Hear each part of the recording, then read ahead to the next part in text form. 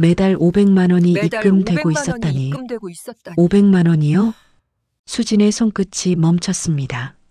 시어머니 옷장 깊숙한 곳에서 꺼낸 낡은 천주머니 안에 통장이 들어 있었어요. 모서리는 닳아서 해져 있었고 표지에는 누런 때가 끼어 있었죠. 먼지가 뿌옇게 앉은 걸 보니 몇 년은 이 안에 묻혀 있었던 것 같았습니다. 별 생각 없이 펼쳐본 첫 페이지. 수진의 눈동자가 흔들렸어요. 500만 원. 정확히 매월 첫째 주 월요일마다 빼곡히 찍혀 있었습니다. 손가락으로 숫자를 하나하나 짚어가며 세어봤어요. 작년 1월부터 지금까지 24번. 단 한 번도 빠진 적이 없었죠. 입금 자명 칸에는 5글자가 선명했습니다. 한일복지재단. 수진의 심장이 쿵쿵 뛰기 시작했어요. 평생 시장에서 떡을 파셨다던 시어머니. 남편 여의고 홀로 아들 키우셨다던 시어머니. 고아라서 결혼식 때 혼주석이 비어 있었다던 시어머니. 그런 분에게 왜 매달 500만 원이 들어오는 걸까요? 대체 시어머니는 우리가 알던 그분이 맞는 걸까요? 이야기 시작 전 구독과 좋아요는 큰 행운을 가져다 드립니다. 오늘 여러분의 컨디션은 어떠신가요? 댓글로 남겨주세요. 시청하시는 모든 분들 건강하시고 얼마 남지 않은 한 해 웃는 일 가득하시길 바랍니다. 아침 7시 수지는 부엌에 서서 죽을 끓이고 있었습니다. 냄비 안에서 보글보글 소리가 났어요. 흰 쌀알이 풀어지며 걸쭉해지는 걸 나무 주걱으로 천천히 저었죠. 뒤에서 발소리가 들렸습니다. 질질 끌리는 슬리퍼 소리였어요. 수진아. 돌아보니 시어머니가 복도 끝에 서 계셨습니다. 흰 머리카락이 한쪽으로 눌려 엉켜 있었고 잠옷 단추는 어긋나게 채워져 있었어요. 맨발이었습니다. 슬리퍼 한 짝은 신고 한 짝은 벗은 채였죠. 어머니, 왜 맨발이세요? 발 시려요. 수지는 가스불을 줄이고 다가갔습니다. 시어머니의 발을 만지니 얼음장처럼 차가웠어요. 주름진 발등에 핏줄이 붉어져 보였죠. 슬리퍼 신으세요. 제가 따뜻한 양말 가져다 드릴게요. 시어머니는 멍하니 수진을 바라보셨습니다. 눈동자가 흐릿했어요. 초점이 맞지 않는 것 같았죠. 너, 누구니?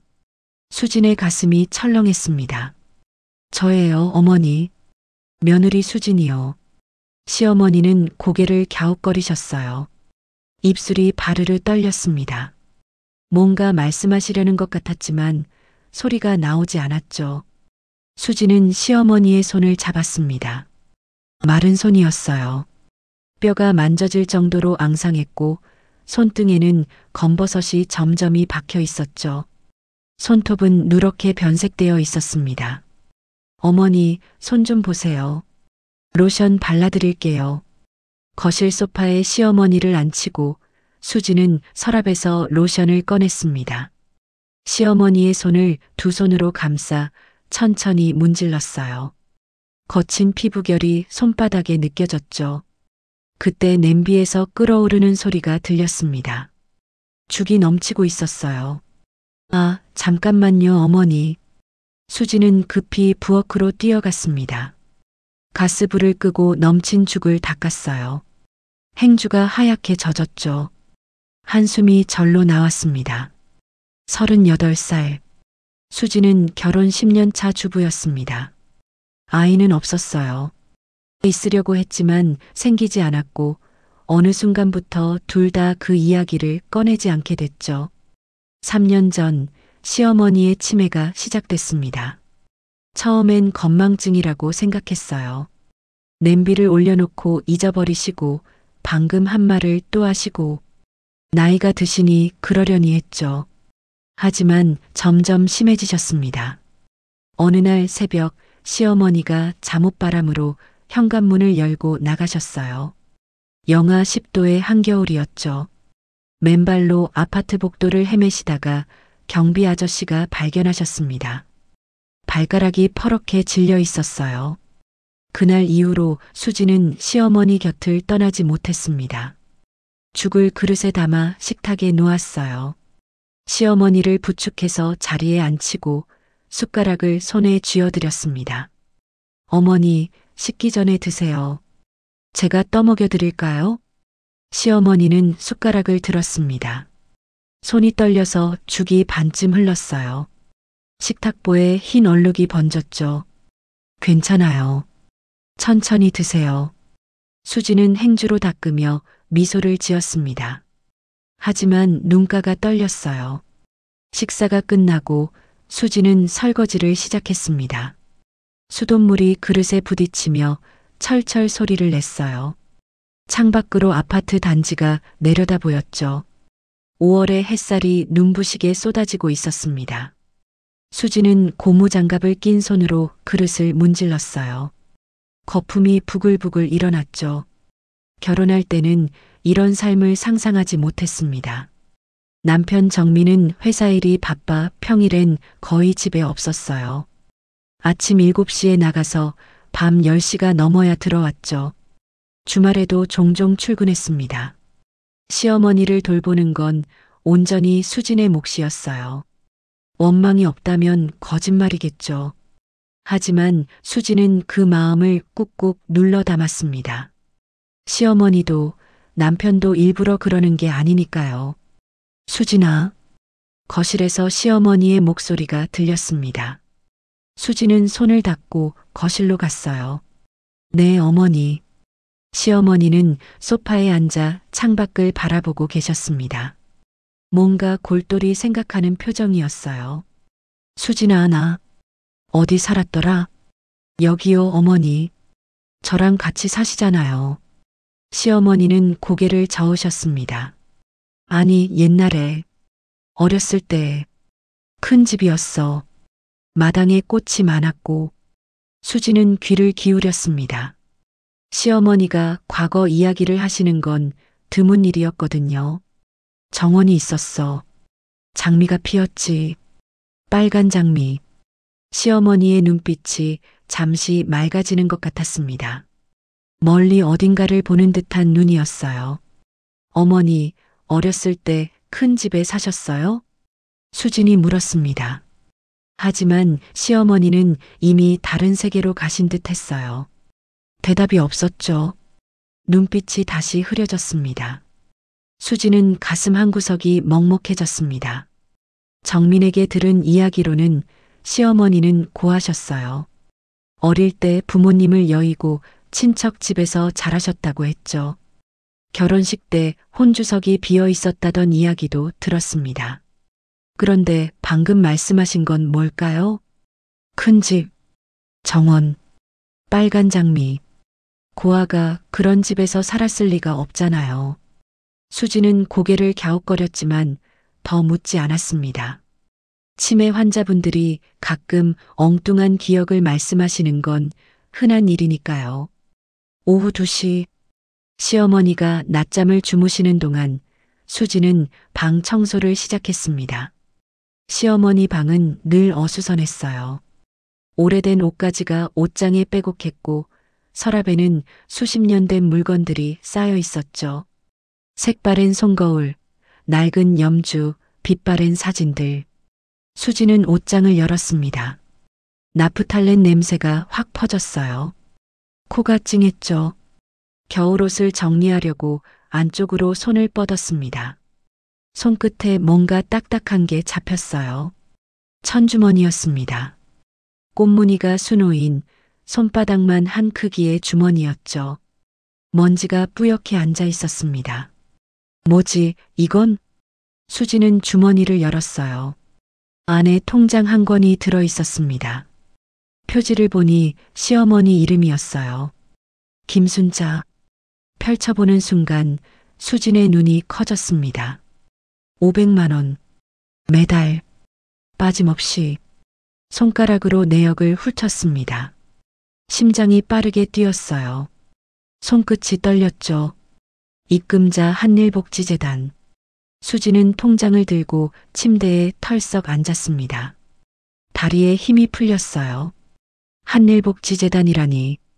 복지재단에서 왜 시어머니에게 돈을 보내는 거죠? 잔액을 확인했습니다. 6,800만 원. 수진의 입이 벌어졌어요. 그때 복도에서 발소리가 들렸습니다. 질질 끌리는 슬리퍼 소리. 수진은 황급히 통장을 주머니에 집어넣었어요. 심장이 쿵쿵 뛰었습니다. 들킨 것도 아닌데 왠지 모르게 두근거렸죠. 방문이 열렸습니다. 시어머니가 문지방에 서 계셨어요. 머리카락이 흐트러져 있었고 눈이 반쯤 감겨 있었습니다.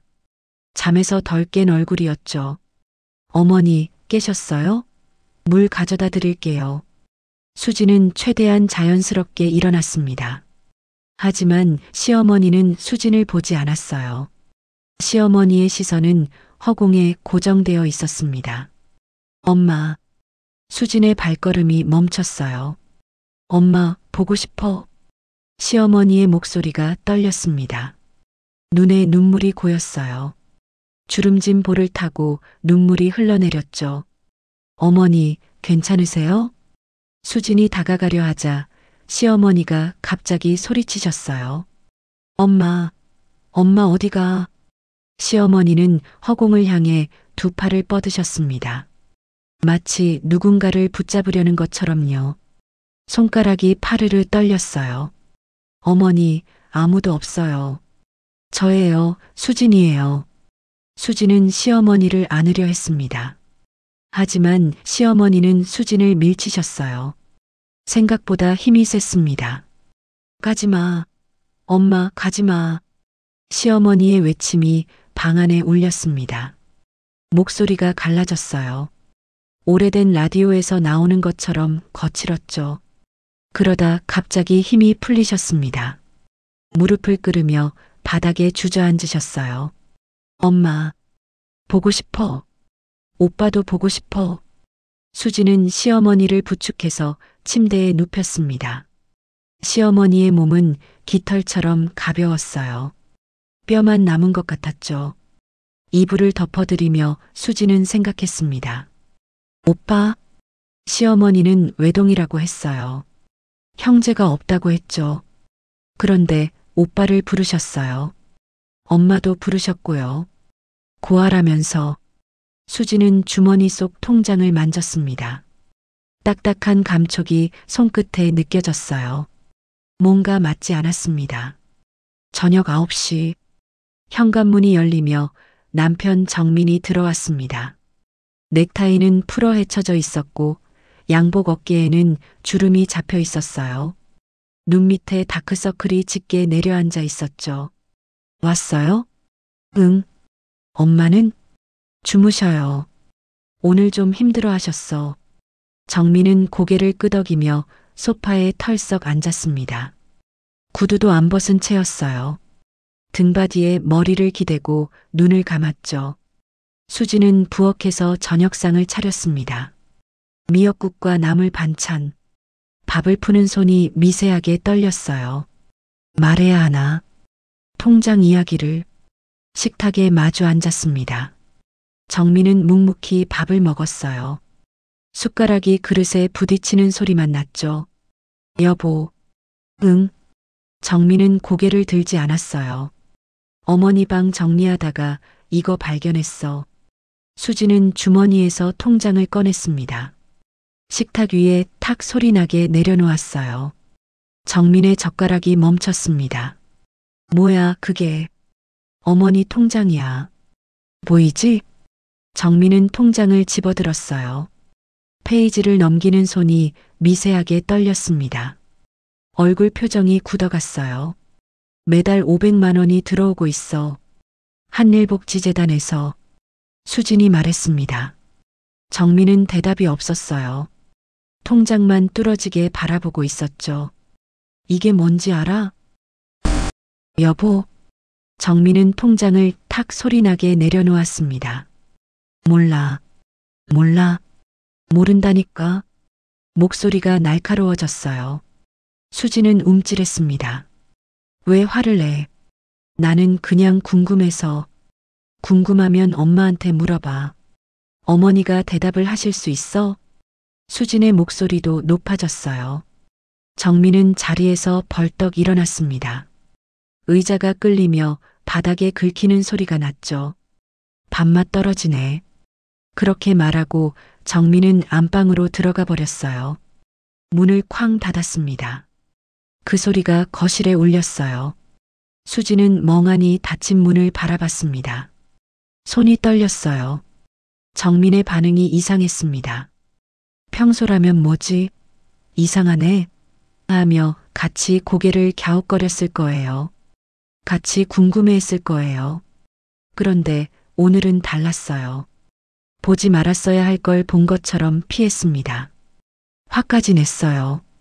수지는 식탁 위 통장을 다시 집어들었습니다. 한일복지재단.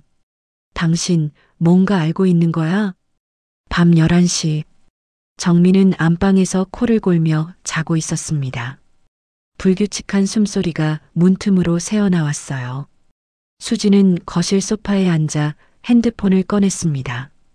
화면 불빛이 어둠 속에서 하얗게 빛났어요. 검색창에 글자를 입력했습니다. 한일복지재단. 로딩 화면이 돌아갔습니다. 손가락으로 화면을 톡톡 두드리며 기다렸죠. 결과가 떴습니다. 수진의 눈이 커졌어요. 한일복지재단, 한일그룹 산하 사회공헌재단. 한일그룹. 수지는 숨을 멈췄습니다. 한일그룹이라면 모르는 사람이 없었어요. 건설, 유통, 식품, 제약까지 전국 방방곡곡에 한일이라는 이름이 붙은 건물과 상품이 있었죠. 국내 10대 재벌 중 하나였습니다. 스크롤을 내렸어요. 회장 김동원 85세. 김동원. 수지는 그 이름을 한참 바라봤습니다. 뭔가 스치는 게 있었어요. 하지만 잡히지 않았죠. 더 내려갔습니다. 기사들이 줄줄이 떴어요. 한일그룹 김동원 회장, 창립 60주년 기념식 참석. 김동원 회장, 모친상 당시 장례 비공개로 치러. 한일 창업주 김태호 회장의 외아들, 김동원 현 회장이 그룹 승계. 외아들? 수지는 멈칫했습니다. 외아들이라고 했어요. 그럼 형제가 없다는 뜻인데. 근데 왜 시어머니가 아까 오빠를 불렀죠? 그때였습니다. 시어머니 방에서 소리가 들렸어요. 중얼거리는 목소리였죠. 잠꼬대였습니다. 수지는 살금살금 시어머니 방으로 갔어요. 문틈으로 안을 들여다봤습니다. 시어머니는 이불을 꽉 움켜쥔 채 뒤척이고 계셨어요. 입술이 달싹거렸습니다. 오빠, 오빠 보고 싶어. 수진의 심장이 쿵 내려앉았습니다. 오빠, 나 데리러 와. 여기 싫어. 시어머니의 목소리가 어린아이처럼 가늘어졌어요. 눈꼬리에서 눈물이 흘러 베개를 적시고 있었죠. 아버지가 화났어. 오빠 도와줘. 수지는 문지방에 선 채 얼어붙었습니다. 아버지, 시어머니는 고아라고 했어요. 어릴 때 부모님을 잃었다고 했죠. 그런데 아버지가 화났다고요? 수지는 핸드폰 화면을 다시 봤습니다. 한일그룹 회장 김동원 85세, 시어머니 김순자 83세. 나이가 비슷했어요. 설마 시어머니가 한일그룹과 관련이 있는 건 아니겠죠? 아니야. 말도 안 돼. 수지는 고개를 저었습니다. 하지만 가슴 한구석에서 뭔가가 꿈틀거렸어요. 통장에 500만 원. 시어머니의 잠꼬대. 남편의 이상한 반응. 모든 게 연결되어 있는 것 같았습니다. 수지는 핸드폰을 꺼졌어요. 어둠이 거실을 삼켰습니다. 하지만 수진의 머릿속은 점점 더 복잡해지고 있었어요. 시어머니는 대체 누구신 걸까요? 그리고 왜 그 사실을 숨기고 사셨던 걸까요? 밤은 깊어가고 아파트 단지는 고요했습니다. 하지만 수진의 마음속에선 폭풍이 일기 시작했어요. 침에 걸린 시어머니 통장에 매달 500만 원이 들어오고 있었다. 다음 날 아침 6시 수지는 한숨도 못 잤습니다. 눈 밑에 퀭한 그림자가 내려앉아 있었어요. 거울 속 자신의 얼굴이 낯설었죠. 부엌에서 커피를 내리고 있는데 안방 문이 열렸습니다. 정민이 출근 준비를 하고 나왔어요. 넥타이를 매는 손놀림이 어색했습니다. 평소와 달리 수진 쪽을 보지 않았어요. 커피 줄까? 됐어. 밖에서 마실게. 정민은 신발장 앞에 섰습니다. 구두를 꺼내 신는 뒷모습이 뻣뻣해 보였어요. 어깨가 잔뜩 올라가 있었죠. 여보. 수진이 불렀습니다.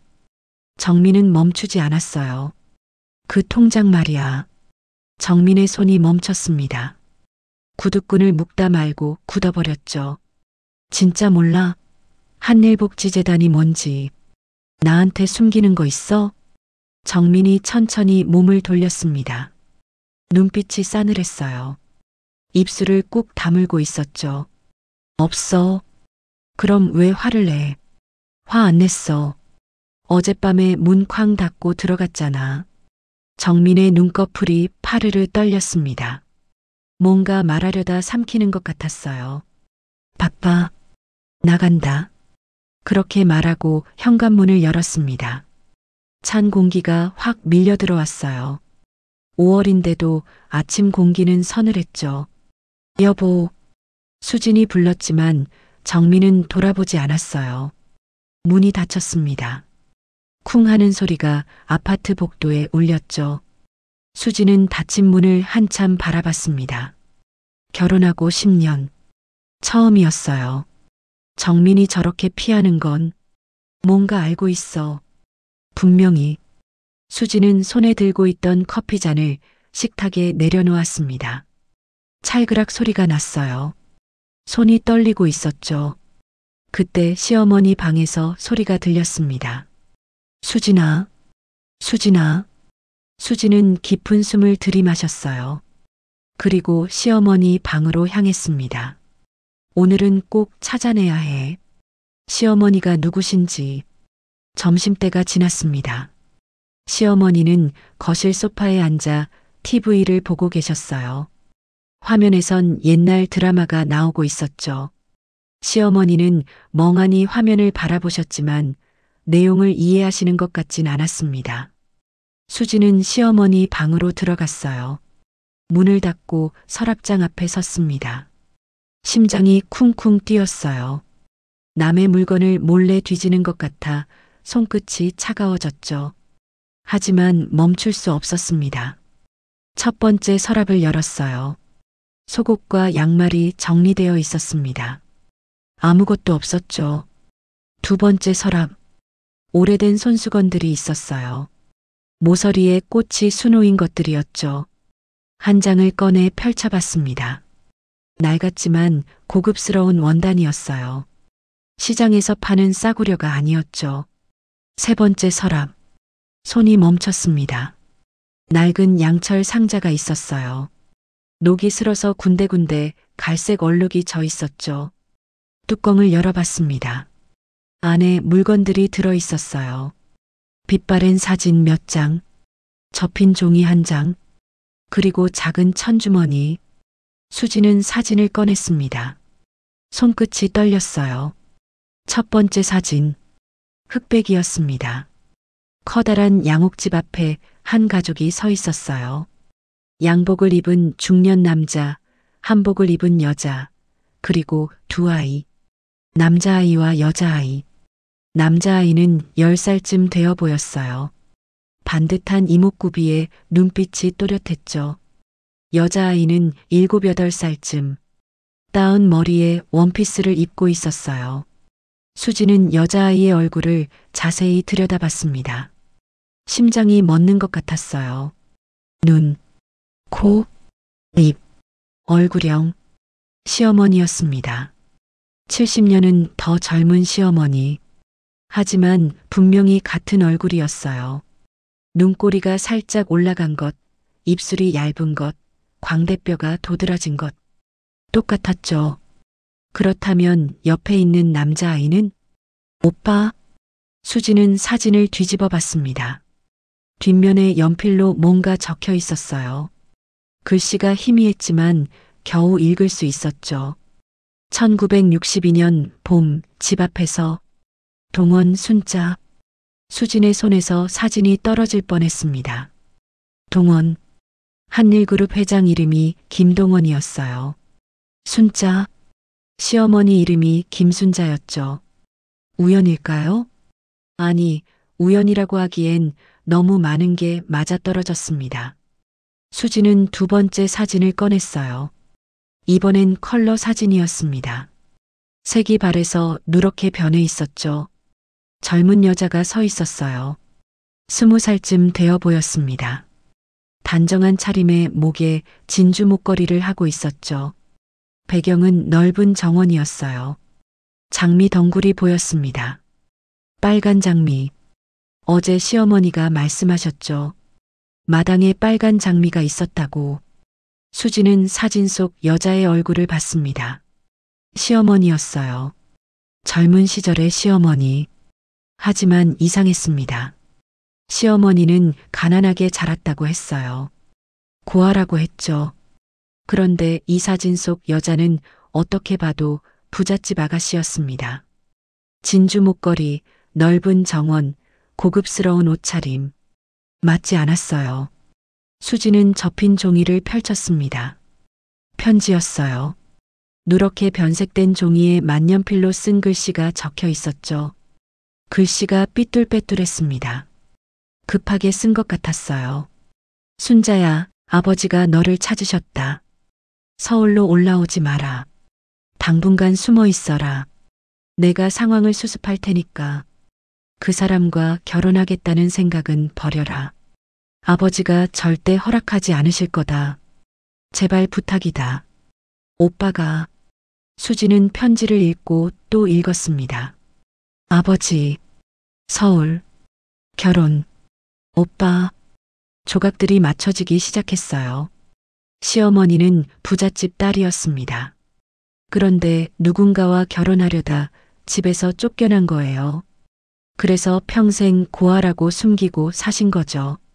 그렇다면 오빠 김동원은? 수지는 핸드폰을 꺼냈습니다. 검색창에 글자를 입력했어요. 한일그룹 김동원 가족. 결과가 떴습니다. 기사를 클릭했어요. 한일그룹 창업주 김태호 회장, 슬아에 일남일녀. 일남일녀. 아들 하나, 딸 하나. 수진의 눈이 커졌습니다. 스크롤을 내렸어요. 장남 김동원 현 회장이 그룹 승계. 차녀는 일찍 요절한 것으로 알려져. 요절? 딸이 죽었다고? 수지는 사진을 다시 봤습니다. 사진 속 어린 소녀. 시어머니. 죽은 게 아니었어요. 살아계셨죠. 바로 옆방에서. 그렇다면 왜 죽었다고 했을까요? 집안에서 지워버린 걸까요? 수진의 머릿속이 복잡해졌습니다. 손이 떨렸어요. 그때 거실에서 소리가 들렸습니다. 수진아. 시어머니의 목소리였어요. 수진은 서둘러 사진과 편지를 상자에 넣고 서랍을 닫았습니다. 심장이 터질 것 같았어요. 거실로 나가니 시어머니가 TV 앞에 서 계셨습니다. 화면에는 뉴스가 나오고 있었어요. 경제 뉴스였죠. 앵커가 뭔가 말하고 있었습니다. 한일그룹 김동원 회장이 오늘 창립 60주년 기념식에 참석했습니다. 85고령에도 불구하고 화면에 노인의 얼굴이 클로즈업 됐어요. 흰 머리카락, 주름진 얼굴. 하지만 눈빛은 또렷했습니다. 양복을 빳빳하게 차려입고 단상에 서 있었죠. 수지는 숨을 멈췄습니다. 사진 속 남자아이. 그 아이가 80년을 살면 저렇게 되겠죠. 시어머니는 TV 화면을 뚫어지게 바라보고 계셨어요. 입술이 달싹거렸습니다. 뭔가 말씀하시려는 것 같았죠. 어머니? 수진이 불렀습니다. 시어머니는 대답이 없었어요. 시선은 화면에 고정되어 있었죠. 그때 시어머니의 입에서 말이 흘러나왔습니다. 동원이 오빠. 수진의 심장이 멎었습니다. 어머니, 뭐라고요? 시어머니는 여전히 화면을 보고 계셨어요. 눈에 눈물이 고이기 시작했습니다. 볼을 타고 눈물이 주르륵 흘러내렸죠. 오빠, 오빠가 늙었네. 시어머니의 목소리가 떨렸습니다. 아이처럼 가는 목소리였어요. 오빠 나야. 순자야. 시어머니는 화면을 향해 두 팔을 뻗으셨어요. 허공을 붙잡으려는 손이 파르르 떨렸습니다. 오빠 보고 싶었어. 수지는 눈시울이 뜨거워졌습니다. 목이 맸어요. 시어머니는 화면 속 김동원 회장에게 말을 걸고 계셨습니다. 치매로 모든 기억을 잃으셨지만 오빠는 알아보신 거예요. 그 순간 TV 화면이 바뀌었습니다. 다른 뉴스로 넘어갔죠. 시어머니의 표정이 변했어요. 눈빛이 다시 흐려졌습니다. 방금 전에 맑은 눈빛이 사라졌죠. 수진아, 밥 먹었니? 마치 아무 일도 없었다는 듯이 물으셨습니다. 수진은 대답을 할 수 없었어요. 목구멍이 막혀서 말이 나오지 않았죠. 시어머니의 오빠가 한일그룹 회장이었습니다. 시어머니는 재벌가의 딸이었어요. 그런데 왜 평생을 가난하게 사셨을까요? 왜 가족과 떨어져 살아야 했을까요? 왜 죽은 사람이 되어야 했을까요? 저녁 7시. 수지는 부엌에서 저녁을 준비하고 있었습니다. 하지만 손이 제대로 움직이지 않았어요. 양파를 썰다가 칼날이 손가락을 스쳤습니다. 아! 빨간 피가 배어 나왔어요. 수지는 손가락을 입에 물었습니다. 피 맛이 났죠. 머릿속이 복잡했습니다. 시어머니의 진짜 정체, 한일그룹과의 연결고리, 그리고 남편의 이상한 반응. 정민은 알고 있을까요? 아니, 분명히 알고 있어요.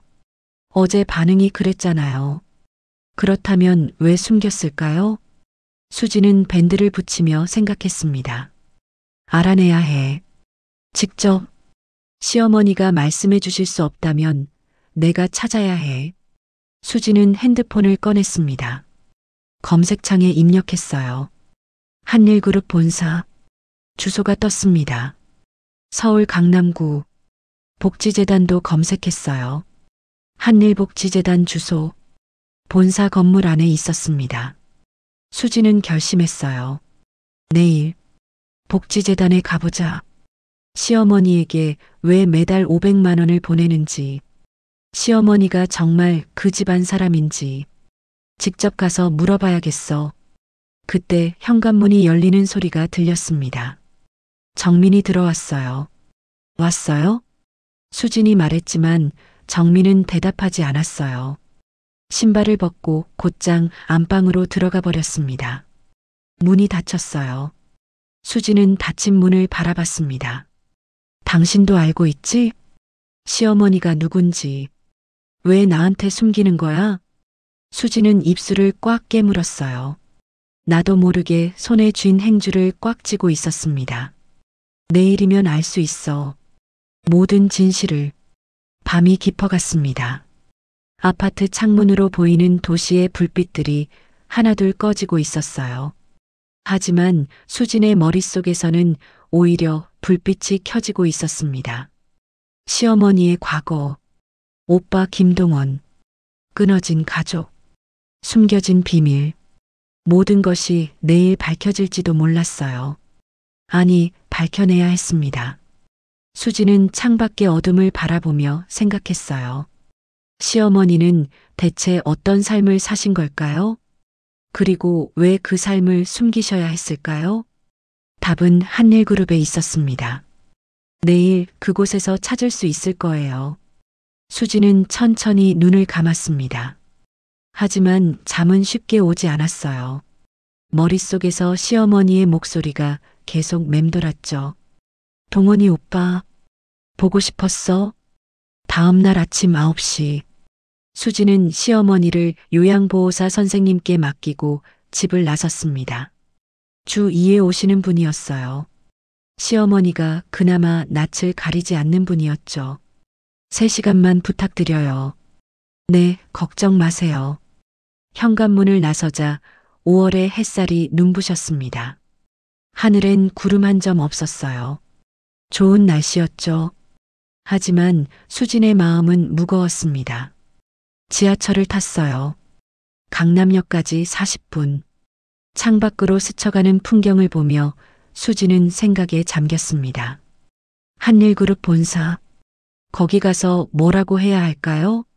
시어머니가 창업주의 딸인 것 같은데요, 라고요? 웃기는 소리였어요.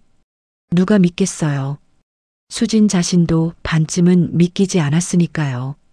하지만 통장은 진짜였습니다. 매달 500만 원. 한일복지재단. 이건 분명한 사실이었어요. 강남역에 내렸습니다. 지상으로 올라오니 고층 빌딩들이 하늘을 찌를 듯 솟아 있었어요. 사람들이 빠르게 걸어 다녔죠. 양복을 빳빳하게 입은 직장인들, 명품 가방을 든 여자들. 수지는 갑자기 자신이 초라해 보였습니다. 핸드폰으로 지도를 켰어요. 한일그룹 본사까지 도보 10분. 수지는 걸음을 옮겼습니다. 한일그룹 본사 빌딩은 어마어마했습니다. 50층이 넘어 보이는 유리 건물이었어요. 햇빛에 반짝거리는 외벽이 눈이 부셨죠.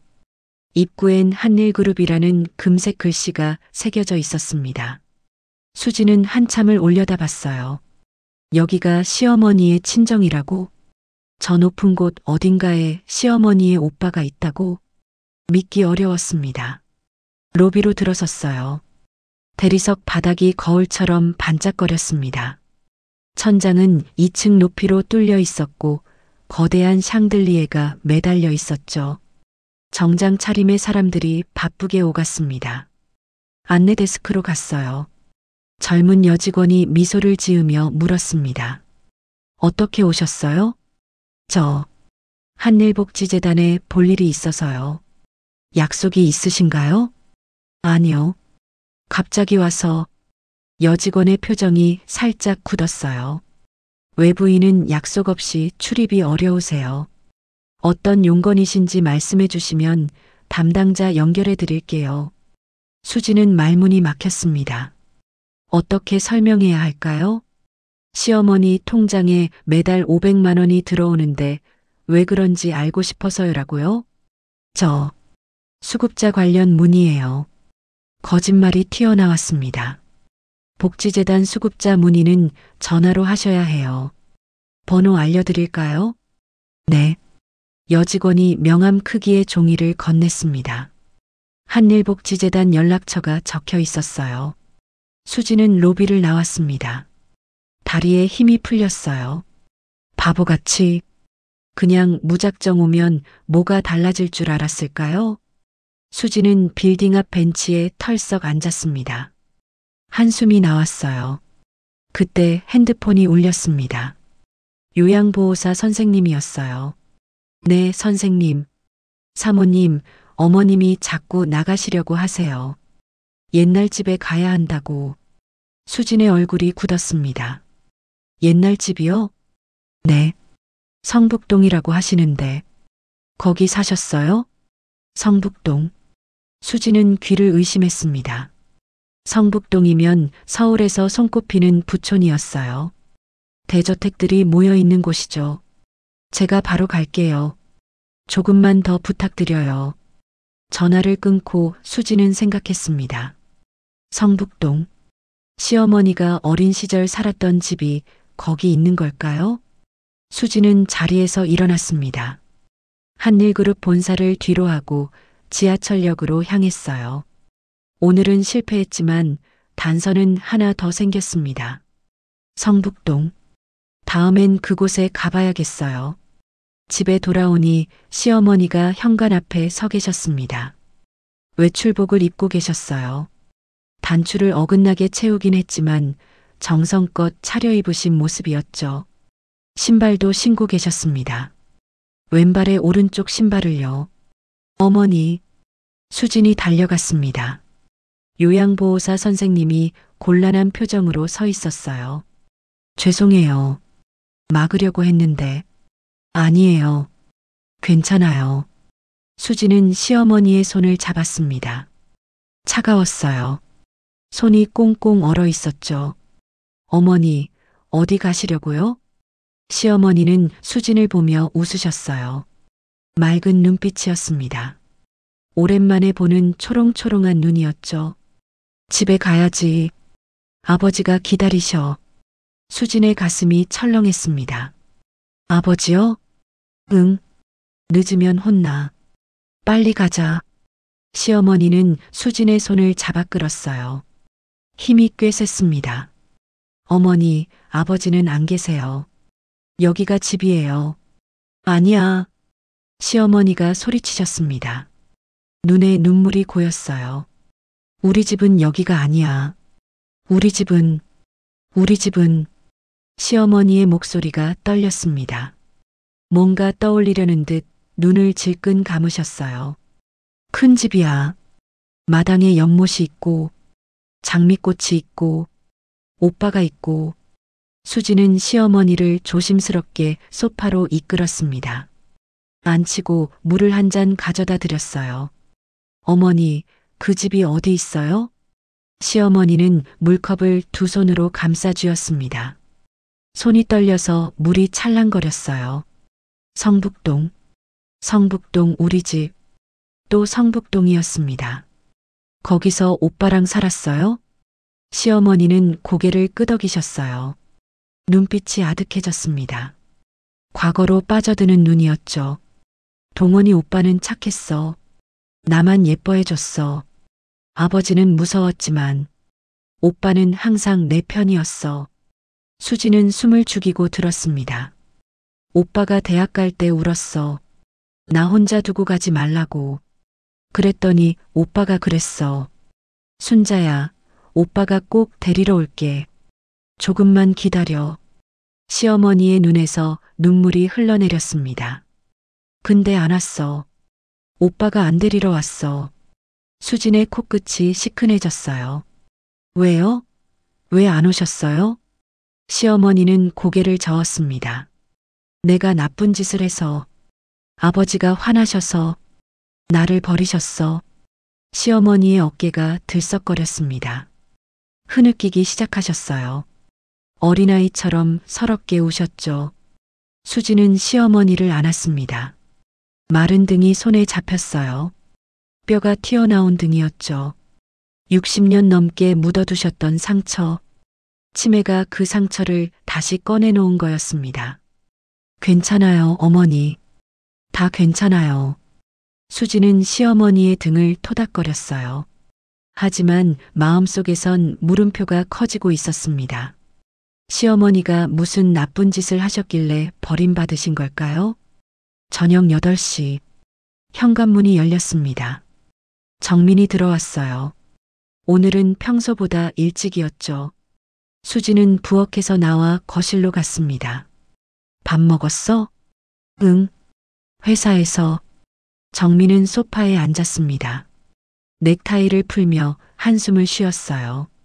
수지는 맞은편에 앉았습니다. 정민을 똑바로 바라봤어요. 나 오늘 한일그룹 본사에 갔었어. 정민의 손이 멈췄습니다. 넥타이를 풀다 말고 굳어버렸죠. 뭐? 복지재단에 물어보려고. 왜 어머니한테 매달 500만 원을 보내는지. 정민의 얼굴이 하얗게 질렸습니다. 거긴 왜 가? 왜긴. 궁금하니까. 그냥 놔둬. 쓸데없이 건드리지 마. 정민의 목소리가 높아졌어요. 쓸데없다고? 어머니가 재벌가 딸인데?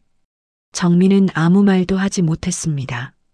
눈이 흔들렸어요. 알고 있었지? 수진이 물었습니다. 어머니가 한일그룹 창업주의 딸이라는 거, 김동원 회장의 여동생이라는 거, 다 알고 있었지? 정민은 고개를 떨궜습니다. 두 손으로 얼굴을 감쌌어요. 한참을 그러고 있다가 입을 열었습니다. 아버지한테 들었어.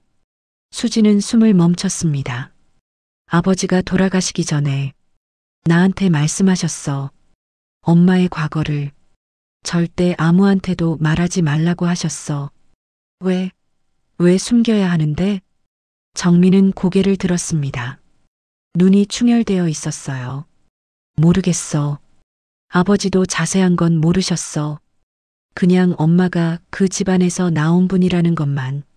그리고 절대 건드리면 안 된다는 것만. 건드리면 안 된다니 그게 무슨 말이야? 정민은 대답하지 않았어요. 고개를 저을 뿐이었죠. 수지는 사진을 꺼냈습니다. 젊은 시어머니와 종현이라는 남자가 찍힌 사진. 이 사람 알아? 정민은 사진을 봤습니다. 눈이 커졌어요. 이거 어디서 났어? 어머니 방에서. 이 남자가 누군지 알아? 정민은 고개를 저었습니다. 처음 봐. 뒷면에 종현이와 함께라고 써 있어. 아버지 이름은 김재호였잖아. 이 사람은 누구야? 정민은 한참을 사진을 들여다봤어요. 그러다 중얼거렸습니다. 엄마, 대체 어떻게 사신 거야? 수진도 같은 생각이었습니다. 시어머니의 과거는 수수께끼 투성이었어요. 재벌가의 딸, 집에서 쫓겨난 여자, 사랑했던 남자 종현, 결혼한 남자 재호. 이 모든 게 어떻게 연결되는 걸까요? 수지는 창밖을 바라봤습니다. 밤하늘에 별이 떠 있었어요. 60년 전의 비밀. 그 비밀이 조금씩 드러나고 있었습니다. 하지만 아직 모르는 게 너무 많았어요. 수지는 다짐했습니다. 반드시 알아내겠다고. 시어머니가 어떤 삶을 사셨는지, 왜 평생을 숨기며 사셨는지, 그리고 왜 죽은 사람이 되어야 했는지. 이틀 후 토요일 오전, 수지는 시어머니의 손을 잡고 택시에 올랐습니다. 어디 가요? 기사님이 물었어요. 성북동이요. 선잡로 쪽으로요. 시어머니는 창밖을 멍하니 바라보고 계셨습니다. 오늘은 상태가 괜찮은 날이었어요. 아침에 수진 얼굴을 알아보셨거든요. 택시가 출발했습니다. 아파트 단지를 빠져나가 큰 길로 접어들었어요. 정민은 반대했습니다. 왜 굳이 거길 가? 엄마 힘드시잖아. 어머니가 원하시는 것 같아. 며칠째 성북동 이야기만 하셔. 그래도 나도 보고 싶어. 어머니가 자란 집을. 정민은 더 말리지 않았어요. 대신 불안한 눈빛으로 수진을 바라봤죠. 택시는 강북으로 향했습니다. 30분쯤 지나자 풍경이 달라졌어요. 높은 담장, 오래된 나무들, 한적한 골목. 성북동이었습니다. 어머니, 여기 기억나세요? 수진이 물었습니다. 시어머니는 대답이 없었어요. 창밖만 뚫어지게 바라보셨죠. 택시가 골목으로 들어섰습니다. 커다란 대문들이 줄지어 있었어요. 2층, 3층짜리 고급 주택들이었죠. 담장 너머로 정원수가 보였습니다. 여기서 내려주세요. 수진이 말했어요. 택시가 멈췄습니다. 차에서 내리자 고요한 공기가 감쌌어요. 새소리가 들렸습니다. 도심과는 완전히 다른 세계 같았죠. 시어머니는 주위를 둘러보셨습니다. 천천히, 아주 천천히. 그러다 한 방향으로 걸음을 옮기셨어요. 수진이 따라갔습니다. 어머니, 어디로 가세요? 시어머니는 대답 없이 걸었습니다. 발걸음이 점점 빨라졌어요.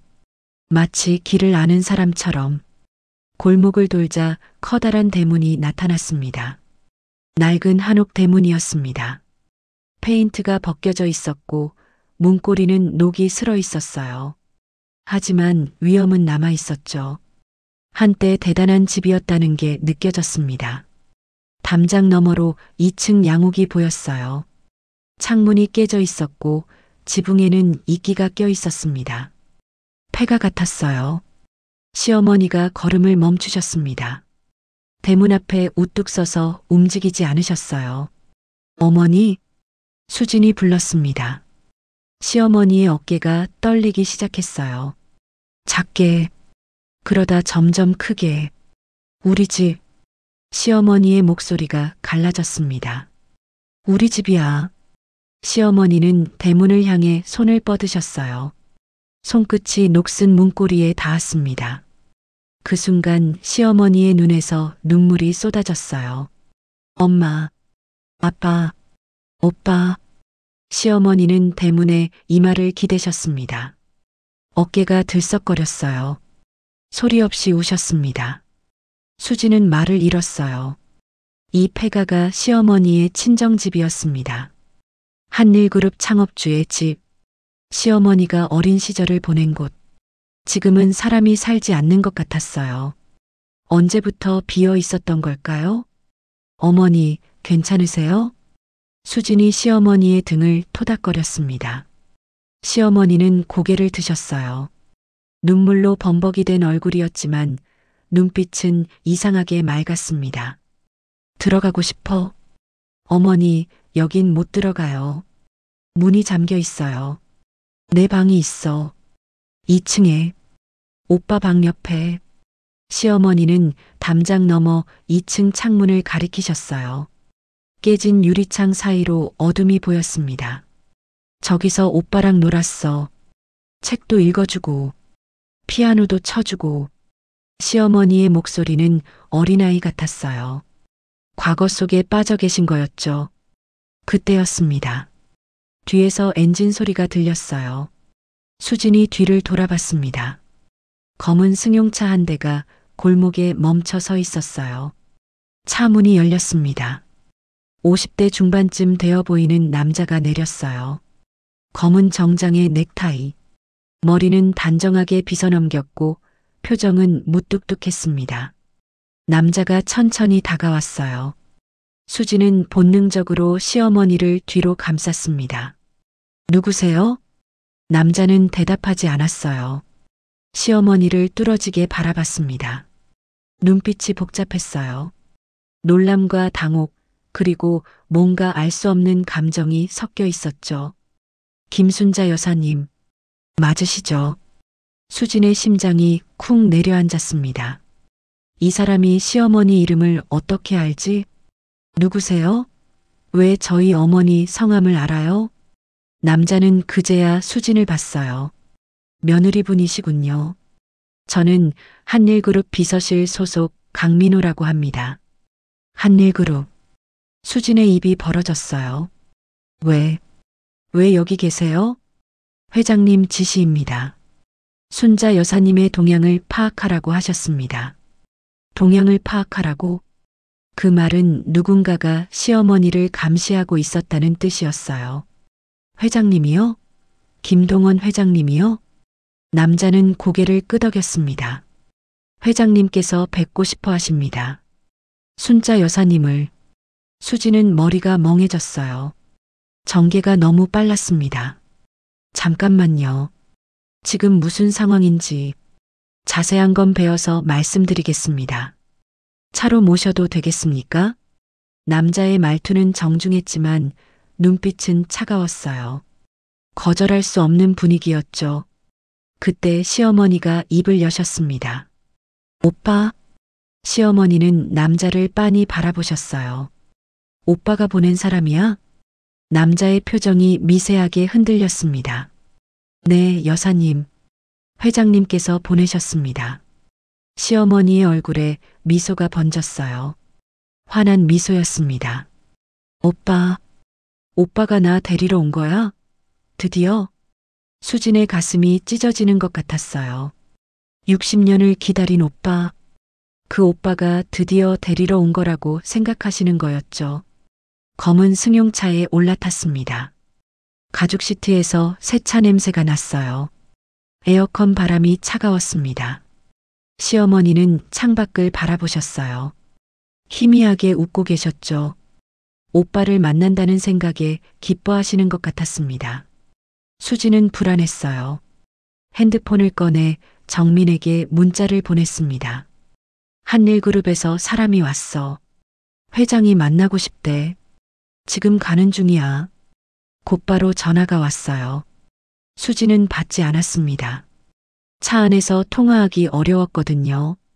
강민호라는 남자가 운전석 뒤에서 말했습니다. 며느리분, 한 가지 부탁드려도 될까요? 뭔데요? 오늘 만남은 비공개입니다. 외부에 알리지 말아 주십시오. 수지는 미간을 찌푸렸어요. 왜요? 회장님의 사적인 만남입니다. 언론에 알려지면 곤란합니다. 저흰 언론에 알릴 생각 없어요. 감사합니다. 남자는 더 이상 말하지 않았어요. 차는 강남 방향으로 달렸습니다. 빌딩 숲 사이를 지나 고급 주택가로 접어들었어요. 한남동이었습니다. 커다란 대문 앞에 차가 멈췄어요. 문이 자동으로 열렸습니다. 차가 안으로 들어갔죠. 수지는 입이 벌어졌어요. 저택이었습니다. 2층 양옥의 넓은 정원. 분수대가 있었고 장미 덩굴이 담장을 덮고 있었어요. 모든 게 완벽하게 관리되어 있었습니다. 차에서 내리자 잔디 냄새가 났어요. 새소리가 들렸습니다. 현관문이 열렸어요. 흰 머리의 노인이 나왔습니다. 휠체어에 앉아 있었어요. 정장을 빳빳하게 차려입었고 목에는 넥타이를 매고 있었습니다. 등이 굽었지만 눈빛은 또렷했어요. TV에서 봤던 얼굴이었습니다. 한일그룹 회장 김동원. 시어머니의 오빠. 노인의 시선이 시어머니에게 고정됐어요. 입술이 떨렸습니다. 눈에 물기가 어렸죠. 순자야. 갈라진 목소리였어요. 시어머니는 멈춰 섰습니다. 노인을 바라봤어요. 한참을, 아주 한참을. 그러다 천천히 입을 열었습니다. 오빠. 노인의 눈에서 눈물이 흘러내렸어요. 그래, 오빠야. 동원이 오빠. 시어머니의 얼굴에 미소가 번졌습니다. 환하게, 어린아이처럼 해맑게. 오빠, 오빠가 데리러 왔어? 진짜? 노인은 고개를 끄덕였어요. 말이 나오지 않는 것 같았습니다. 목이 메어서요. 시어머니가 다가갔어요. 휠체어 앞에 무릎을 꿇었습니다. 오빠의 손을 잡았어요. 오빠, 보고 싶었어? 나도 보고 싶었어. 오빠와 여동생. 60년 만에 재회였습니다. 수지는 그 자리에 서서 눈물을 흘렸어요. 시어머니가 평생 그리워하셨던 오빠, 드디어 만나신 거였습니다. 하지만 수지는 알 수 없었어요. 왜 60년이나 떨어져 살아야 했는지, 왜 동생을 죽은 사람으로 만들어야 했는지, 그리고 왜 이제서야 만나려 하시는 건지, 대답은 아직 나오지 않았습니다. 저택 안은 박물관 같았습니다. 현관을 들어서자 은은한 백단향이 코를 감쌌어요. 바닥은 짙은 호두나무 마루였고 발을 디딜 때마다 삐걱 소리가 났습니다. 벽에는 산수화가 걸려 있었어요. 족자 테두리에 금빛 문양이 새겨져 있었죠. 수지는 두리번거리며 걸었습니다. 복도 양옆으로 방문이 늘어서 있었어요. 문마다 황동 손잡이가 달려 있었고 오래됐지만 윤기가 흘렀습니다. 누군가 매일 닦는 게 분명했어요. 휠체어를 밀고 가는 간호사가 앞장섰습니다. 시어머니는 오빠의 손을 잡고 천천히 따라갔어요. 주름진 두 손이 꼭 맞잡혀 있었습니다. 거실에 도착했습니다. 천장이 높았어요. 4미터는 넘어 보였죠. 벽난로가 있었고 그 위에 커다란 흑백 가족 사진이 걸려 있었습니다. 양복 입은 중년 남자, 한복 입은 여자, 그리고 두 아이. 시어머니 방에서 봤던 그 사진이었어요. 하지만 이건 원본이었습니다. 액자 크기가 80cm는 넘었어요. 사진 속 아이들의 얼굴이 선명하게 보였죠. 앉으시지요. 강민호가 소파를 가리켰습니다. 가죽 소파였어요. 앉으니 몸이 푹 꺼졌습니다. 낡았지만 부드러웠어요. 수십 년은 된 것 같았죠. 시어머니와 김동원 회장은 나란히 앉았습니다. 여전히 손을 잡고 있었어요. 회장의 손은 뼈마디가 굵었습니다. 검버섯이 듬성듬성 박혀 있었고 손톱은 누렇게 변색되어 있었어요. 하지만 여동생의 손을 잡은 힘은 단단했습니다. 차 가져와. 회장이 말했어요. 목소리가 쉬었습니다. 가래가 낀 것처럼 탁했죠. 하녀가 차를 가져왔습니다. 잔에서 김이 모락모락 피어올랐어요. 국화차 향기가 거실에 퍼졌습니다. 수지는 잔을 받아들었어요. 따뜻한 온기가 손바닥에 전해졌습니다. 회장이 천천히 입을 열었어요. 60년이야. 60년 동안 널 찾았어. 회장의 목소리가 떨렸습니다. 시어머니는 오빠를 바라봤어요. 눈빛이 맑았습니다. 오늘따라 유난히 초롱초롱했죠. 오빠, 나 여기 있었는데. 알아. 알고 있었어. 수지는 귀를 쫑긋 세웠습니다. 알고 있었다고요? 그런데 왜 안 왔어? 왜 나 혼자 두고? 시어머니의 목소리가 가늘어졌어요. 어린아이가 투정 부리는 것 같았습니다. 회장의 눈에 눈물이 고였어요. 미안해. 정말 미안해. 왜 미안해? 회장은 한참 말이 없었습니다. 창밖을 바라봤어요. 정원의 장미가 바람에 흔들리고 있었죠. 꽃잎이 하나둘 떨어졌습니다. 아버지 때문이야. 수지는 숨을 멈췄어요. 아버지가 널 죽은 자식 취급하라고 하셨어. 연락하면 집안을 멸문시키겠다고 하셨지. 시어머니의 표정이 굳었습니다. 아버지가? 응. 내가 집을 나간 후로 아버지가 완전히 변하셨어. 매일 술을 드셨고 어머니한테 화를 내셨어. 순자라는 이름은 입에 올리지도 못하게 하셨지. 회장의 목소리가 갈라졌어요. 85년 인생의 무게가 느껴졌습니다. 처음엔 몰래 연락했어. 편지도 보내고. 근데 아버지가 알아버렸어. 그래서 집안이 난리가 났지. 아버지가 나한테 칼을 들이대셨어. 동생을 택하면 너도 내쫓겠다고. 수지는 소름이 돋았어요. 팔뚝에 닭살이 돋았습니다. 그때 내가 겁을 먹었어. 25살 겁쟁이였지. 회사도 물려받아야 했고 어머니도 지켜야 했고. 회장은 고개를 떨궜습니다. 흰 머리카락이 이마 위로 흘러내렸어요. 결국 널 포기했어. 오빠라는 놈이 여동생을 버렸어. 시어머니는 가만히 듣고 있었습니다. 표정을 읽을 수 없었어요. 아버지 돌아가시고 나서야 널 찾았어. 근데 그때는 이미 내가 결혼을 했더라. 종현이. 시어머니가 갑자기 말했습니다. 회장의 얼굴이 굳었어요. 종현이는 어떻게 됐어? 수진의 귀가 번쩍 뜨였습니다. 사진 속 그 남자. 시어머니가 사랑했던 사람. 회장은 한참을 침묵했어요.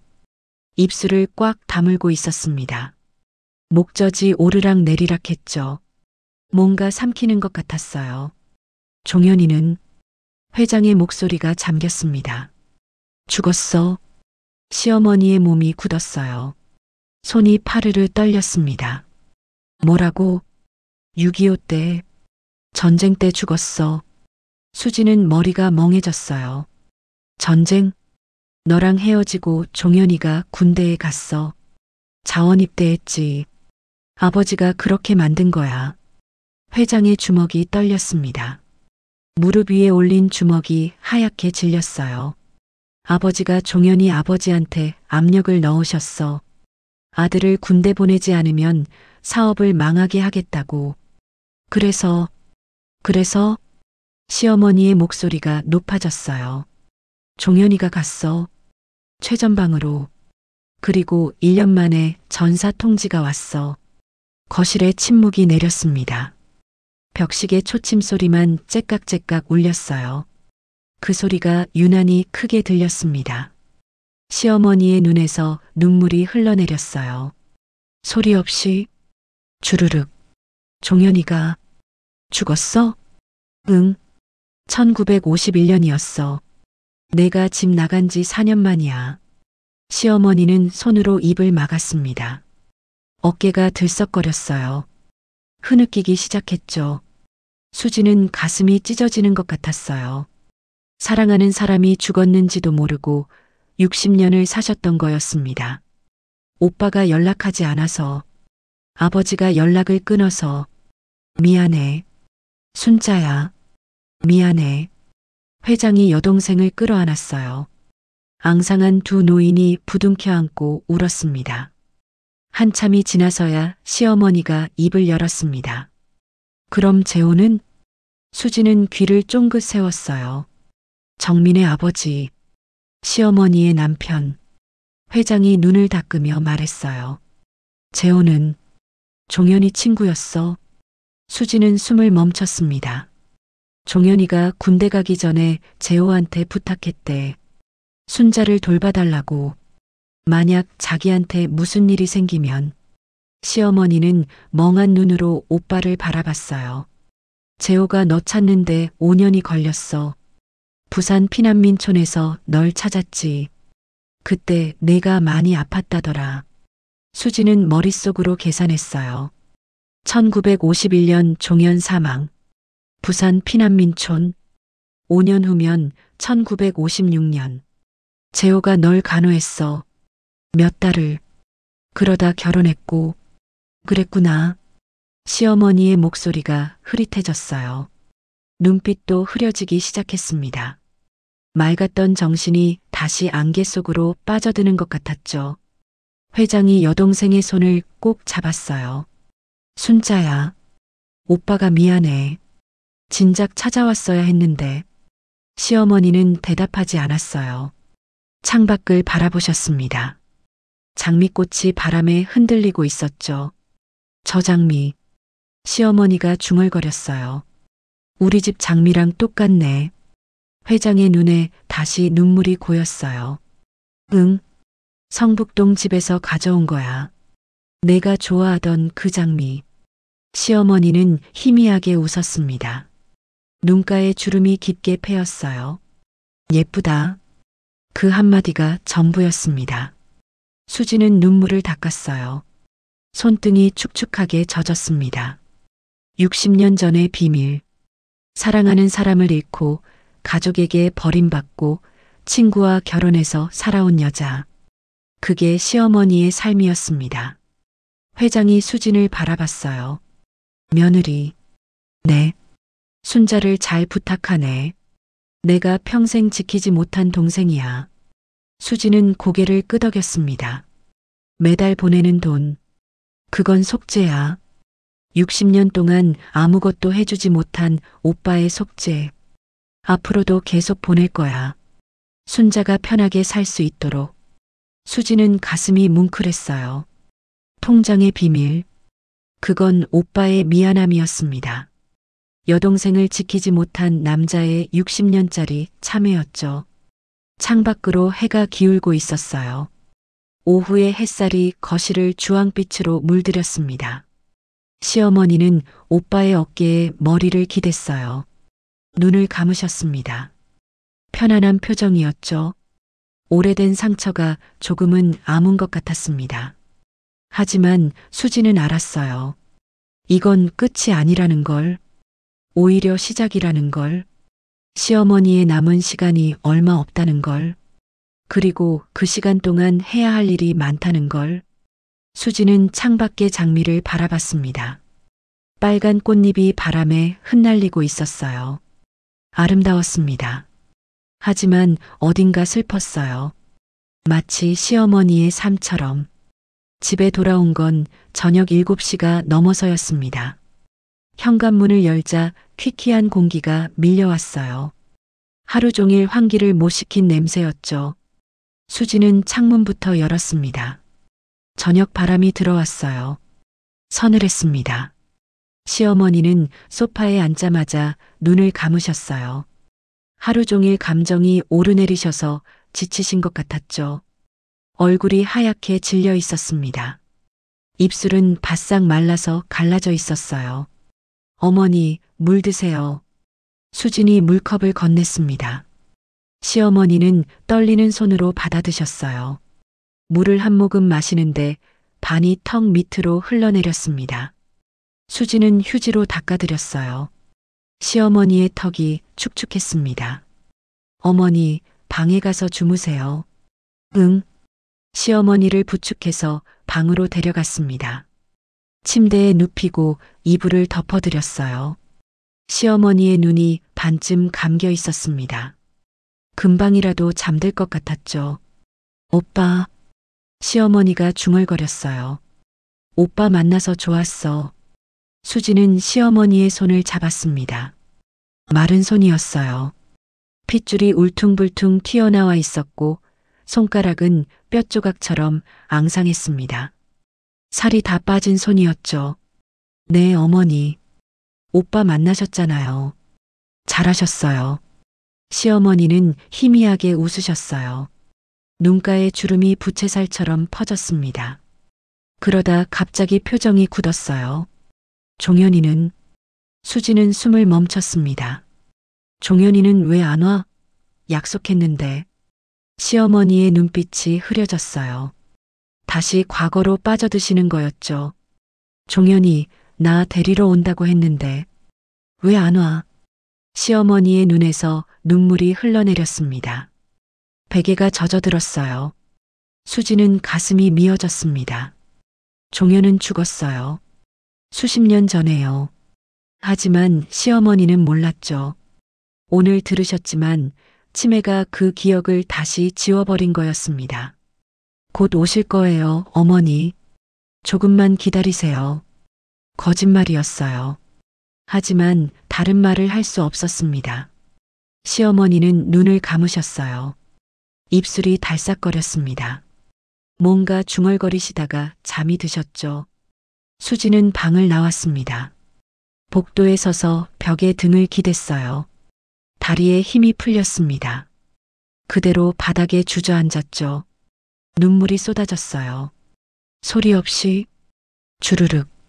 밤 10시 현관문이 열렸습니다. 정민이 들어왔어요. 왜 전화 안 받아? 목소리가 날카로웠습니다. 구두를 벗는 소리가 쿵쿵 울렸어요. 수지는 거실 소파에 앉아 있었습니다. 눈이 퉁퉁 부어 있었죠. 울다가 멈추다를 반복한 얼굴이었어요. 한일 그룹 사람들이랑 갔다며? 왜 그런 데를 가? 정민이 소파 앞에 섰습니다. 눈썹이 찌푸려져 있었어요. 가보고 싶었어? 뭘 알고 싶어서? 어머니가 누구신지.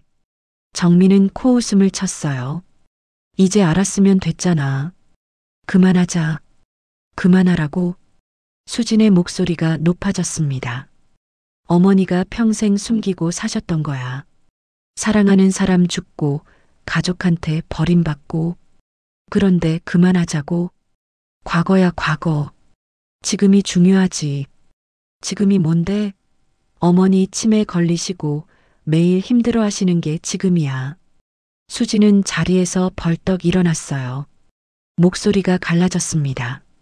목이 따가웠죠. 나 3년 동안 어머니 곁에서 하루도 안 빠지고 있었어. 당신은 뭐 했어? 정민의 얼굴이 굳었습니다. 회사 다녀야지. 돈 벌어야지. 돈이면 다야? 수지는 눈물이 터져 나왔어요. 참을 수 없었습니다. 나도 지쳐. 나도 힘들어. 근데 당신은 한 번도 안 물어봤잖아. 괜찮냐고. 힘들지 않냐고. 정민은 아무 말도 하지 못했어요. 입술을 꽉 다물고 서 있었습니다. 수지는 휴지를 뽑아 눈물을 닦았어요. 코를 풀었습니다. 휴지가 축축하게 젖었죠. 나 오늘 진짜 무너질 뻔했어. 어머니가 종현이라는 사람 기다리시더라. 죽은 사람인데 오늘 들으셨는데도 또 기다리시더라. 정민의 눈빛이 흔들렸어요. 그 순간 내가 뭘 해야 하는지 모르겠더라. 진실을 말해야 하나, 거짓말을 해야 하나. 답이 없더라. 수지는 소파에 털썩 주저앉았습니다. 온몸에 힘이 빠졌어요. 더 이상 못하겠어. 그 말이 터져 나왔습니다. 혼자서 못하겠어. 정민은 한참을 서 있었어요. 그러다 천천히 다가왔습니다. 수진 옆에 앉았어요. 두 사람 사이에 침묵이 흘렀습니다. 벽시계 소리가 째깍째깍 울렸어요. 냉장고가 윙윙거리는 소리도 들렸죠. 미안해. 정민이 말했습니다. 목소리가 낮았어요. 내가 너무 무심했어. 수지는 대답하지 않았어요. 눈물만 흘렸습니다. 새벽 3시. 수지는 이상한 소리에 눈을 떴습니다. 쿵, 쿵쿵. 시어머니 방에서 나는 소리였어요. 수지는 벌떡 일어났습니다. 잠옷바람으로 방문을 열었어요. 시어머니가 바닥에 쓰러져 계셨습니다. 어머니. 수지는 달려갔어요. 시어머니의 몸이 차가웠습니다. 이마에 손을 대니 식은땀이 흥건했어요. 축축하고 끈적거렸죠. 어머니, 눈 떠보세요. 시어머니는 눈을 뜨지 않았어요. 입술이 새파랗게 질려 있었습니다. 숨소리가 거칠었어요. 쌕쌕거렸죠. 여보, 여보. 수진이 소리쳤습니다. 정민이 달려왔어요. 왜 그래? 어머니가. 빨리 119. 정민이 핸드폰을 집어들었어요. 손이 떨려서 번호를 제대로 누르지 못했습니다. 수지는 시어머니를 안았어요. 앙상한 몸이 팔 안에서 떨리고 있었습니다. 심장 박동이 느껴졌어요. 불규칙하게. 두근, 두근두근, 두근. 어머니, 정신 차리세요. 제발. 시어머니의 눈꺼풀이 파르르 떨렸어요. 입술이 달싹거렸습니다. 종, 현, 가느다란 목소리였어요. 바람 새는 소리 같았죠. 종현이 왔어? 수지는 울음이 터졌어요. 네, 어머니. 곧 와요. 조금만 기다리세요. 구급차 사이렌 소리가 멀리서 들려왔습니다. 가늘게. 그러다 점점 가까워졌어요. 새벽 4시. 응급실은 시끄러웠습니다. 삐삐삐. 기계 소리가 쉴 새 없이 울렸어요. 발걸음 소리, 의료진 목소리, 환자 신음소리. 모든 게 뒤섞여 있었죠. 소독약 냄새가 코를 찔렀어요. 톡 쏘는 냄새였습니다. 수지는 얼굴을 찌푸렸지만 냄새를 피할 수 없었죠. 시어머니는 침대에 누워 계셨습니다. 산소 마스크가 얼굴을 덮고 있었어요. 팔에는 수액이 꽂혀 있었죠. 투명한 줄을 통해 약물이 똑 떨어졌습니다. 수지는 침대 옆 의자에 앉아 있었어요. 정민은 복도에서 의사와 이야기하고 있었죠. 수지는 시어머니의 손을 잡았습니다. 손이 너무 가벼웠어요. 뼈밖에 없는 것 같았죠. 손등에 수액 바늘이 꽂혀 있었습니다. 테이프로 고정되어 있었어요. 그 주변이 멍이 들어 있었죠. 보랏빛. 어머니. 수진이 불렀습니다. 시어머니는 눈을 감고 계셨어요. 숨소리가 거칠었습니다. 쌕쌕, 쌕쌕. 정민이 들어왔어요. 얼굴이 창백했습니다. 뭐래? 폐렴이래. 면역력이 약해져서. 정민의 목소리가 떨렸어요. 고령이라 위험할 수 있대. 일주일이 고비래. 수지는 눈을 감았습니다. 눈물이 볼을 타고 흘러내렸어요. 뜨거웠습니다. 일주일. 그게 시어머니에게 남은 시간일 수도 있었어요. 창밖이 조금씩 밝아지고 있었습니다. 새벽이 가고 아침이 오고 있었죠. 하늘이 남색에서 보랏빛으로, 보랏빛에서 주황빛으로 바뀌어 갔어요. 수지는 시어머니의 손을 꼭 잡았습니다. 버텨주세요, 어머니. 목소리가 갈라졌어요. 오빠도 만나셨잖아요. 이제 좋은 일만 남았어요. 그러니까 버텨주세요.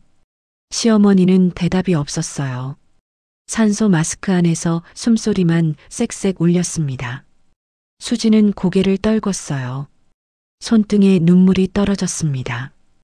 또르르 굴러서 시어머니의 손가락 사이로 스며들었죠. 수진의 눈물은 사흘이 지났습니다. 시어머니는 중환자실에서 일반 병실로 옮겨지셨어요. 고비는 넘겼지만 여전히 위험했죠. 병실은 4인실이었습니다. 창가 자리였어요. 오후 햇살이 비스듬히 들어와 흰 시트 위에 금빛 줄무늬를 그렸죠. 수지는 침대 옆 간이의자에 앉아 있었습니다. 엉덩이가 뻐근했어요. 사흘째 같은 자리였으니까요. 등받이가 딱딱해서 허리도 아팠죠. 시어머니는 눈을 감고 누워 계셨습니다. 얼굴이 누렇게 떴어요. 광대뼈가 튀어나와 보였죠. 며칠 사이에 부쩍 쪼그라드신 것 같았습니다. 코에는 산소줄이 꽂혀 있었어요. 쉬쉬 소리가 났습니다. 팔에는 수액줄이 3개나 연결되어 있었죠. 투명한 액체가 한 방울씩 떨어졌습니다. 똑, 똑, 똑. 수지는 시어머니의 손을 잡았어요. 손등 피부가 종이장처럼 얇았습니다. 혈관이 파랗게 비쳤죠. 수액바늘 주변은 멍이 검붉게 퍼져 있었어요. 어머니, 수진이 불렀습니다. 대답이 없었어요. 문이 열렸습니다. 정민이 들어왔어요. 손에 종이컵을 들고 있었죠. 커피 향이 퍼졌습니다. 쌉싸름하고 따뜻한 냄새. 이거 마셔. 밥도 못 먹었잖아. 고마워. 수지는 커피를 받았습니다. 손이 덜덜 떨렸어요. 컵에서 올라오는 김이 눈앞에서 흩어졌죠. 회장님 연락 왔어. 정민이 말했습니다. 오늘 오신대. 어머니 뵈러. 수지는 고개를 끄덕였어요. 그래. 오시는 게 맞지. 오후 3시. 병실 문이 열렸습니다. 휠체어가 들어왔어요. 김동원 회장이었습니다. 뒤에서 강민호가 휠체어를 밀고 있었죠. 회장의 얼굴이 일그러져 있었어요. 입술을 꽉 깨물고 있었습니다. 눈가가 벌겋게 부어 있었죠. 오는 길에 우셨던 것 같았어요. 순자야. 회장의 목소리가 갈라졌습니다. 휠체어가 침대 옆에 멈췄어요. 회장은 떨리는 손으로 여동생의 손을 잡았습니다. 오빠 왔어. 동원이 오빠 왔어. 시어머니는 눈을 뜨지 않았어요. 숨소리만 가늘게 새어나왔습니다. 회장은 고개를 떨궜어요. 어깨가 들썩거렸습니다. 소리 없이 우셨죠? 수지는 자리에서 일어났습니다. 정민과 함께 병실 밖으로 나왔어요. 오빠와 여동생만의 시간을 드리고 싶었죠. 복도는 소독약 냄새가 진했습니다. 형광등 불빛이 차갑게 내리쬐었어요. 간호사들이 바쁘게 오갔죠. 고무 신발이 바닥에 삑삑 소리를 냈습니다. 수지는 벽에 기대섰어요. 다리가 후들거렸습니다. 괜찮아? 정민이 물었어요. 응, 그냥 지쳤어. 정민은 수진의 어깨를 감쌌습니다. 어색한 동작이었어요. 오랜만이었죠. 이렇게 안아주는 게. 수지는 남편의 가슴에 이마를 기댔어요. 양복에서 섬유유연제 냄새가 났습니다. 익숙한 냄새였죠. 미안해. 정민이 말했어요. 내가 너무 무심했어. 엄마 일도 내 일도. 수지는 대답하지 않았어요.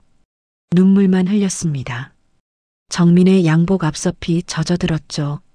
30분쯤 지났을까요? 병실 문이 열렸습니다. 강민호가 나왔어요. 회장님께서 2분 들어오시랍니다. 수진과 정민은 병실로 들어갔어요. 회장은 여전히 시어머니 손을 잡고 있었습니다. 눈이 벌겋게 충혈되어 있었죠. 하지만 표정은 조금 차분해져 있었어요. 며느리. 회장이 수진을 불렀습니다. 네. 부탁이 하나 있네. 회장은 주머니에서 뭔가를 꺼냈습니다. 작은 상자였어요. 벨벳으로 쌓인 보석 상자처럼 보였죠. 낡았지만 고급스러웠습니다. 이걸 열어보게. 수지는 상자를 받았어요. 손바닥만 한 크기였습니다. 무게감이 있었죠. 뚜껑을 열었습니다. 반지가 들어 있었어요. 금반지였습니다. 가운데에 작은 다이아몬드가 박혀 있었죠. 세월의 흔적이 묻어 있었어요. 금빛이 약간 바랬지만 다이아몬드는 여전히 반짝거렸습니다. 이건 종현이 반지야. 수지는 숨을 멈췄어요. 종현이가 순자한테 주려고 준비했던 거야. 청혼 반지. 회장의 목소리가 떨렸습니다. 군대 가기 전에 나한테 맡겼어. 자기한테 무슨 일 생기면 순자한테 전해달라고. 수진의 눈에 눈물이 고였어요. 근데 난 전하지 못했어. 아버지가 무서웠고 순자를 찾을 수도 없었고. 회장은 한숨을 쉬었습니다. 깊고 무거운 숨이었어요. 70년이 지났어. 이제라도 전해주고 싶어? 수지는 반지를 들여다봤습니다. 반지 안쪽에 뭔가 새겨져 있었어요. 글씨가 작아서 잘 안 보였죠. 창가로 가서 햇빛에 비춰봤습니다. 순자에게 영원히 마이너스 종현. 수진의 눈에서 눈물이 흘러내렸어요.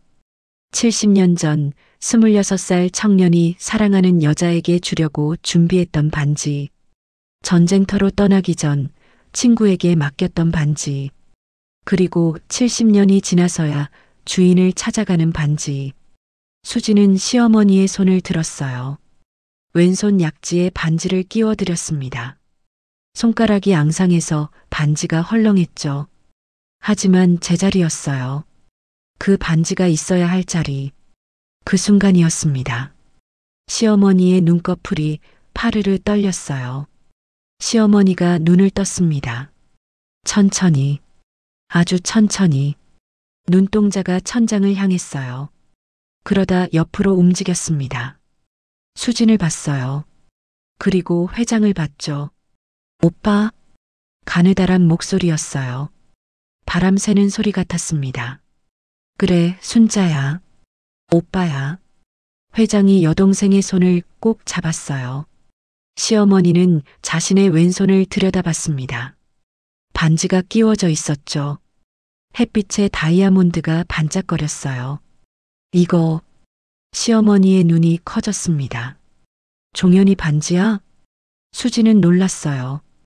기억하시는 거였습니다. 응, 종현이가 넣어주려고 했던 거야. 시어머니의 눈에서 눈물이 흘러내렸어요. 베개가 젖어들었습니다. 종현이. 시어머니는 반지를 쓰다듬었어요. 떨리는 손가락으로 마치 사랑하는 사람의 얼굴을 만지듯이. 기다렸어. 오래 기다렸어. 목소리가 점점 맑아졌어요. 눈빛도 맑아졌습니다.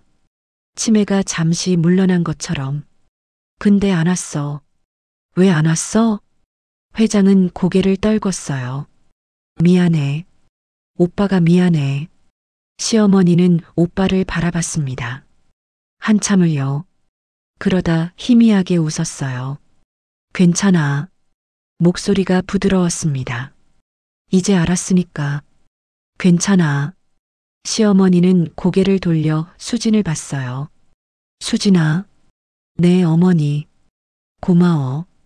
시어머니의 눈가에 주름이 깊게 팼어요. 웃고 계셨습니다. 다 고마워. 날 버리지 않고 끝까지 곁에 있어줘서. 수지는 울음이 터졌어요. 시어머니의 손을 꼭 잡았습니다. 어머니, 저도 감사해요. 어머니 며느리여서 감사해요. 시어머니는 눈을 감으셨어요. 입가에 미소가 머물러 있었습니다. 숨소리가 조금씩 깊어졌어요. 편안해 보였습니다. 병실에 침묵이 내렸습니다. 창밖으로 해가 기울고 있었어요. 주황빛 노을이 병실을 물들였습니다. 흰 시트가 금빛으로 빛났죠. 시어머니는 잠들어 계셨습니다. 얼굴이 평화로웠어요. 오랜만에 보는 편안한 표정이었죠. 회장은 여전히 여동생 손을 잡고 있었습니다. 손등을 쓰다듬었어요. 거칠고 주름진 손이 앙상한 손을 감싸고 있었죠. 수진은 정민을 바라봤어요. 정민도 수진을 봤습니다. 말없이 눈빛을 나눴죠. 문이 열리고 강민호가 들어왔습니다. 회장님, 시간이. 알아. 회장은 자리에서 일어나지 않았어요.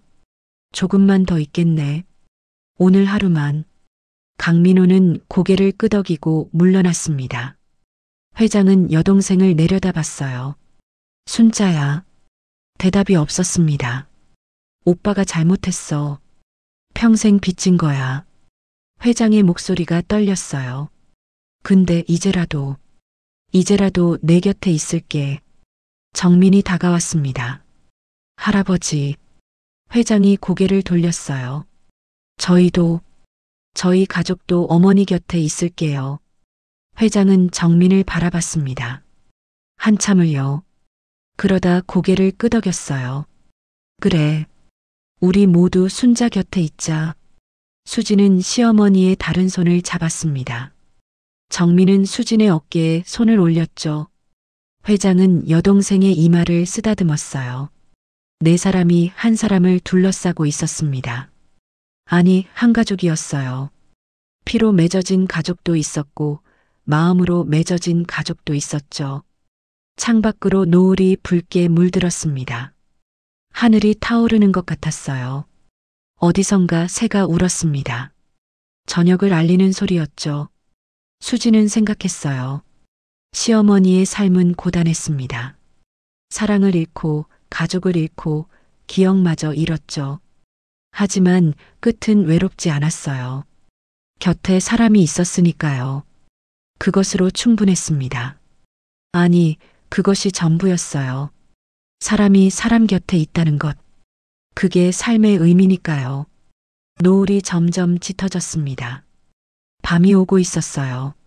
하지만 병실 안은 따뜻했습니다. 사람의 온기로 가득했으니까요. 시어머니는 기적처럼 회복하셨습니다. 의사도 고개를 갸웃거렸어요. 83세 고령에 폐렴에 치매까지 있으신 분이 이렇게 빨리 좋아지시다니요. 마음의 짐을 내려놓으셔서 그런 것 같습니다.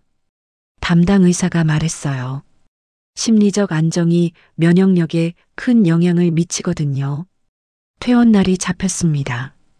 5월의 마지막 날이었어요. 병원 로비는 환했습니다. 유리창으로 햇살이 쏟아져 들어왔어요. 바닥에 네모난 빛 조각들이 만들어졌죠. 시어머니는 휠체어에 앉아 계셨습니다. 무릎에 담요가 덮여 있었어요. 연한 보라색 담요였죠. 수진이 휠체어를 밀었습니다.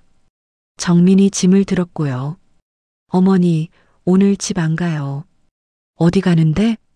시어머니가 고개를 갸웃거리셨어요. 오늘은 눈빛이 맑았습니다. 좋은데요. 수지는 웃으며 대답했어요. 병원 앞에 검은 승용차가 대기하고 있었습니다. 강민호가 문을 열었어요. 회장님께서 기다리고 계십니다. 차에 오르자 가죽 시트가 부드럽게 몸을 감쌌습니다.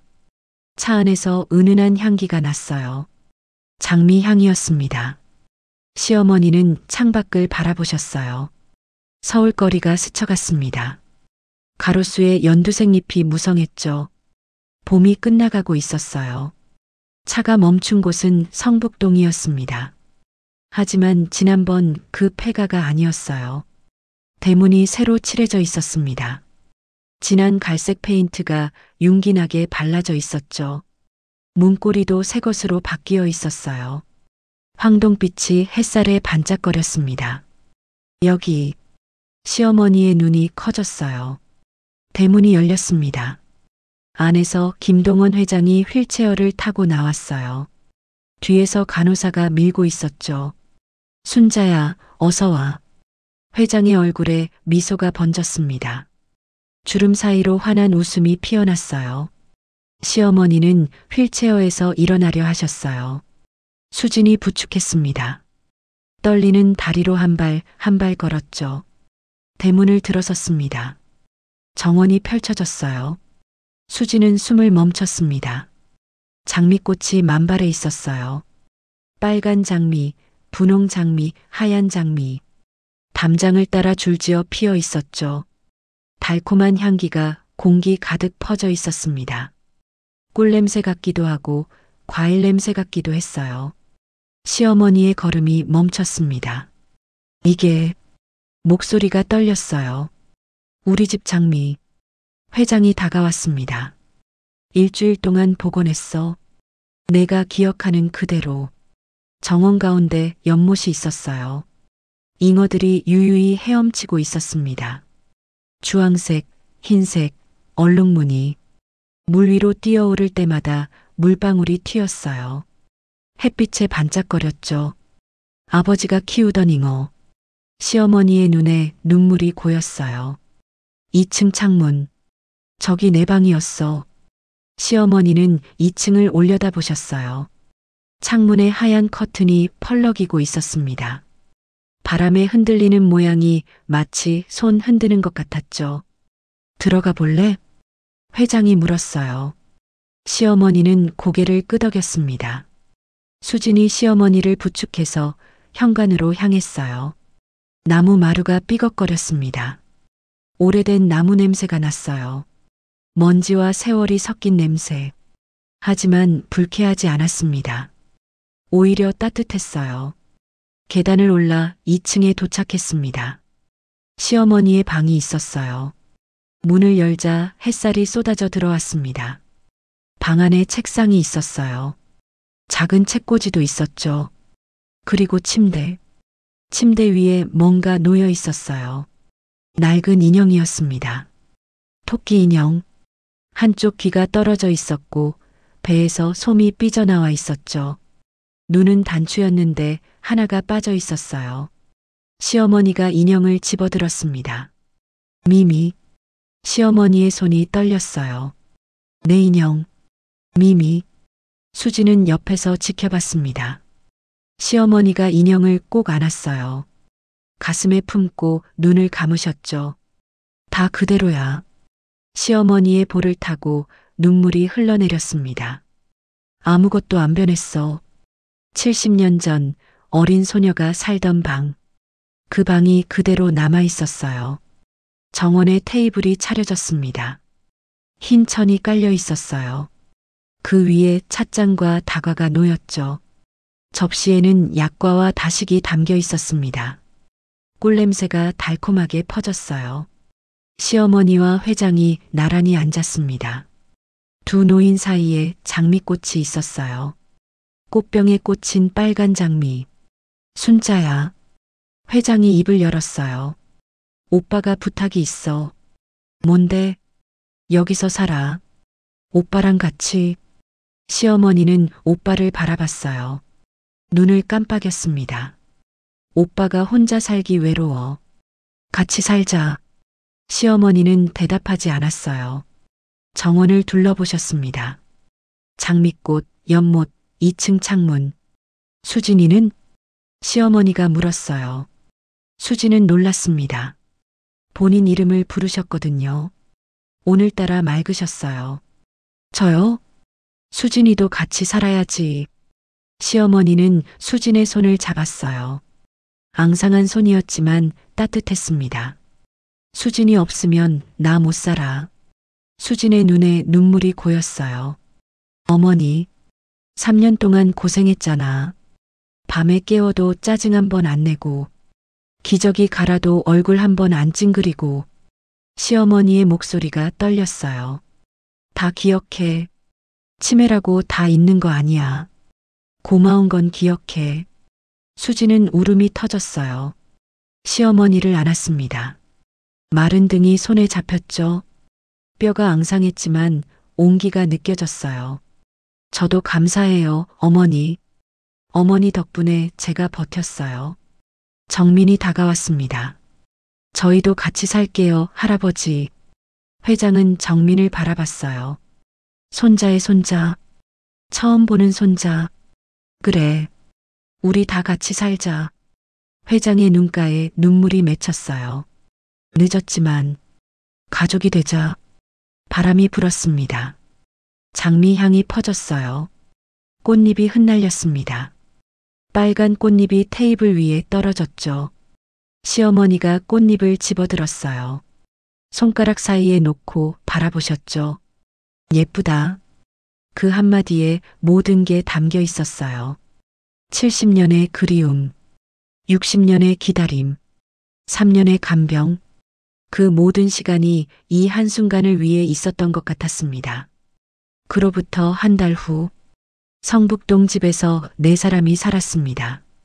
아침이면 정원에서 새소리가 들렸어요. 참새들이 장미 덤불 사이에서 제잘거렸죠. 시어머니는 휠체어에 앉아 연못을 바라보셨어요. 잉어에게 먹이를 주셨죠. 물 위로 뛰어오르는 잉어를 보며 웃으셨습니다. 아이처럼 회장은 매일 여동생 곁에 앉았어요. 두 노인이 나란히 앉아 옛날 이야기를 했습니다. 기억나는 것도 있고 기억 못하는 것도 있었죠. 하지만 괜찮았어요. 함께 있으니까요.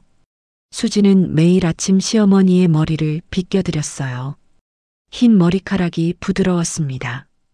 빗질할 때마다 시어머니가 눈을 감으셨죠. 편안한 표정이었어요. 정민은 저녁마다 일찍 퇴근했습니다.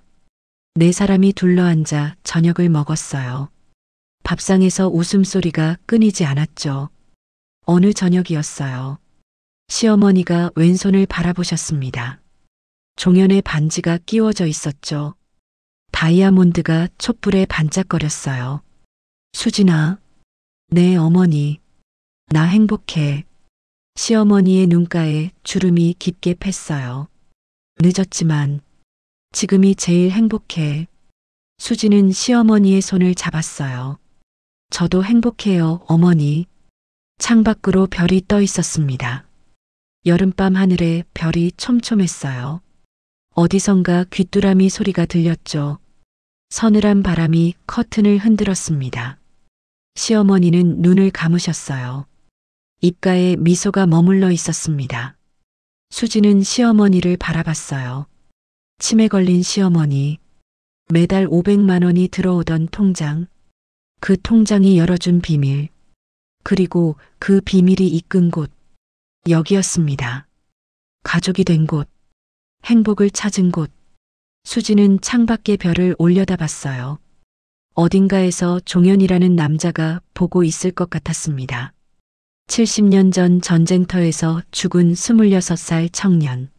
사랑하는 여자에게 반지를 전하지 못한 남자. 지금 웃고 있을 것 같았어요. 순자가 행복하니까요. 끝까지 들어주셔서 감사합니다. 오늘 이야기가 마음에 와닿으셨다면 구독과 좋아요 눌러주시고 느낀 점을 댓글로 남겨주세요. 듣고 계시는 모든 분들 건강하시고 앞으로도 좋은 일만 가득하시길 바랍니다. 이야기 공작소였습니다.